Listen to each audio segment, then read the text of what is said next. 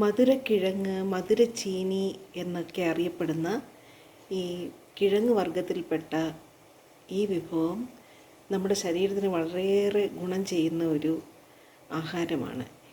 ഇതിൻ്റെ ഗുണങ്ങളൊന്നും നഷ്ടപ്പെടുത്താതെ നമുക്ക് ഇത് വേവിച്ചെടുക്കുന്ന ഒരു വിധമാണ് കാണിക്കുന്നത്. നമ്മൾ വെള്ളത്തിലിട്ട് വേവിക്കുമ്പോഴത്തേക്കും ഇതിൻ്റെ ഗുണങ്ങളൊക്കെ നഷ്ടപ്പെടുന്നു. അതിന് ഒരു കുക്കർ അടുപ്പിൽ വെച്ച് വെള്ളം തിളയ്ക്കുമ്പോഴും അതിലേക്ക് ഒരു ഓട്ടപാത്രം വയ്ക്കുക.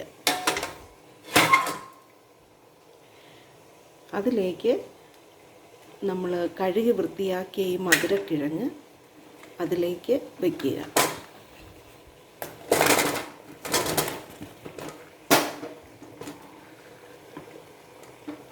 എന്നിട്ട് കുക്കർ അടച്ച് 1-2 വിസിൽ അടിച്ചതിന് ശേഷം നമ്മൾ നോക്കിക്കഴിഞ്ഞാൽ അത് നന്നായി വെന്ത് നമുക്ക് ഉപയോഗിച്ചെടുക്കാൻ സാധിക്കും.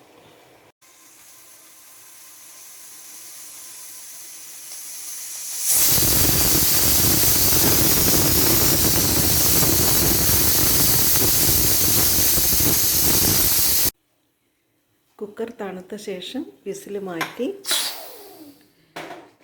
നമുക്ക് തുറന്നു നോക്കാം.